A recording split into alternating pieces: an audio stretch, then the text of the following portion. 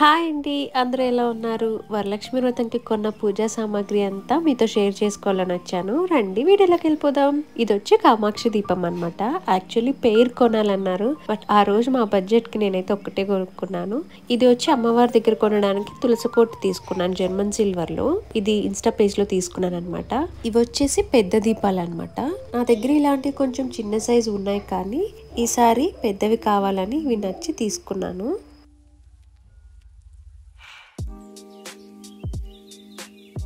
ఇది చిన్న బౌల్ అనమాట. నార్మల్గా పూజ చేసినప్పుడు ఆ దేవుడి దగ్గర నైవేద్యం పెట్టడానికి ఈ బౌల్ అయితే సెలెక్ట్ చేసుకొని తీసుకున్నాను. ఇది మార్బల్ పీట్ అనమాట. అమ్మవారి దగ్గర చిన్న దీపం పెట్టడానికి మార్బల్ పీట్ అయితే తీసుకున్నాను. ఇవి కుబేర దీపాలు అనమాట. నేను ఆల్రెడీ యూజ్ చేశాను. ఇది అంటే ఇప్పుడు యూజ్ చేసి వాష్ చేసి మీకు చూపిస్తున్నాను. ఈ కుబేర దీపాలు నేను ఎప్పుడైనా అకేషనల్ డేస్ కానీ స్పెషల్ డేస్ కానీ వస్తే ఆ రోజు దీపారాధన చేసుకోవడానికి కుబేర దీపాలు అయితే తీసుకున్నాను.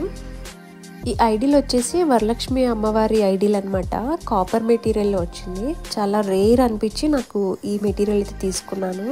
ఈ ఐడిల్ కూడా ఫినిషింగ్ మొత్తం హ్యాండ్తోనే, హ్యాండ్ వర్క్ అంట, మిషన్ వర్క్ కాదు. చాలా బాగుందండి ఫినిషింగ్ టచ్ అయితే. మనం ఏదైనా చిన్న చిన్న అమ్మవారి ఐడిల్స్ కొంటే అంత క్లారిటీగా ఉండవు ఫేస్లు, బట్ ఇది చూసాడా ఎంత క్లారిటీగా ఉందో. ఈ బౌల్ అయితే నేను అమ్మవారి దగ్గర పెట్టి వాటర్ వేసి అందులో ఫ్లవర్స్ వేసి డెకరేషన్గా చేయాలని అయితే తీసుకున్నాను. ఈ బౌల్ అయితే మొత్తం ఫినిషింగ్ మేకింగ్ అంతా బై హ్యాండ్ అండి, మిషన్ అయితే కాదు. అసలు ఫినిషింగ్ చూసారా ఎంత నీట్గా ఉందో. పైన ఎలిఫెంట్స్ ఇచ్చారు 3 pairs అండ్ కింద స్టాండ్ సపోర్ట్ కూడా ఎలిఫెంట్స్ ఇచ్చారనమాట.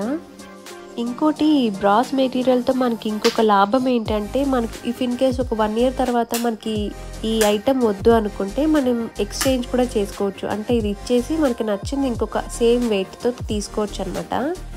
ఈ బౌల్ మాత్రం అమ్మవారి దగ్గర ప్రసాదం పెట్టడానికి తీసుకున్నాను.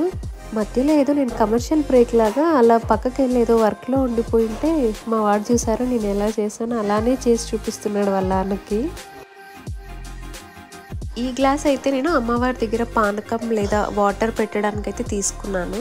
అండ్ ఇందులో వేసిన స్పూన్ అయితే నేను కొనలేదు. ఈ పూజ సామాగ్రి అంతా కొన్నందుకు నాకు డిస్కౌంట్ కింద అది ఇచ్చాడు ఆ స్పూన్. అండ్ ఈ బౌల్ అయితే నేను లాస్ట్ ఇయర్ కొన్నది. అండ్ ఇప్పుడు చూపిస్తున్న ఐటమ్ అయితే నేను ఇన్స్టాగ్రామ్ పేజ్లో సాయిబాబీ డెకోర్స్ అనుకుంటా, ఆ పేజ్లో అయితే తీసుకున్నాను. అమ్మవారి ముందర డెకరేషన్ లాగా పెట్టాలని నేను తీసుకున్నాను. ఇదైతే నేను లాస్ట్ ఇయర్ తీసుకున్నానండి. మధ్యలో బౌల్ వచ్చి రౌండ్గా లోటస్ అయితే వచ్చాయి. సో మధ్యలో కొంచెం వాటర్ వేసి మనం ఫ్లవర్స్ అలా డెకరేట్ చేసుకోవచ్చు అనమాట. ఇది వచ్చేసి అమ్మవారి దగ్గర పెట్టడానికి పీట. అంటే దీని మీద నేను అమ్మవారిని పెట్టాను కానీ కలశం అలా పెట్టడానికి తీసుకున్నాను. ఇది యాంటిక్ సిల్వర్లో తీసుకున్నాను. ఇది ఆల్రెడీ యూజ్ చేస్తున్నాను, అందుకే దీనికి పసుపు కుంకుమ బొట్లు ఉన్నాయి. ఇవి వచ్చేసి గోల్డ్ అనమాట. అంటే గోల్డ్ అంటే రియల్ గోల్డ్ కాదు, అమ్మవారికి వేయడానికి 1 gram గోల్డ్ అయితే తీసుకున్నాను. గోల్డే వేయాలని రూల్ లేదండి, మన స్తోమతకి తగ్గట్టు ఏదైనా వేయచ్చు. ఇది వచ్చేసి ఇంకొక హారం అనమాట, ముత్యాల హారం టైప్. కింద లోటస్ డాలర్ వచ్చింది. ఇప్పుడు అన్ని ఒకసారి లుక్ వేసేస్తాం. నేను తీసుకున్న పూజా ఐటమ్స్ లో మీకు ఏ ఐటమ్ బాగా నచ్చింది అండ్ నా కలెక్షన్ ఎలా ఉందో కూడా కమెంట్ చేసేయండి. ఎప్పుడైనా సరే పూజా సామాగ్రి తీసుకునేటప్పుడు వాటిని బాగా చూసి తీసుకోండి. నొక్కులు కానీ చిన్న చిన్న చీలికలు కానీ అలాంటివి ఏమీ లేకుండా తీసుకోండి.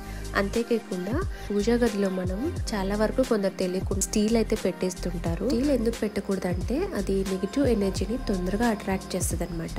సో అందుకని పూజా మందిరంలో స్టీల్ పెట్టకండి. నేను ఈ పూజా సామాగ్రి అంతా జయనగర్ దగ్గర బస్వన్న గుడి అనే ఏరియాలో తీసుకున్నాను. నేను ఆల్రెడీ ఆ ఏరియా గురించి ఒక షార్ట్ వీడియో అయితే అప్లోడ్ చేశాను. వీడియో కనుక నచ్చినట్టయితే వీడియోకి ఒక లైక్ చేసి, మన ఛానల్ ఎవరైనా కొత్తగా చూస్తున్నట్టయితే ప్లీజ్ మన ఛానల్ అయితే సబ్స్క్రైబ్ చేసుకోండి.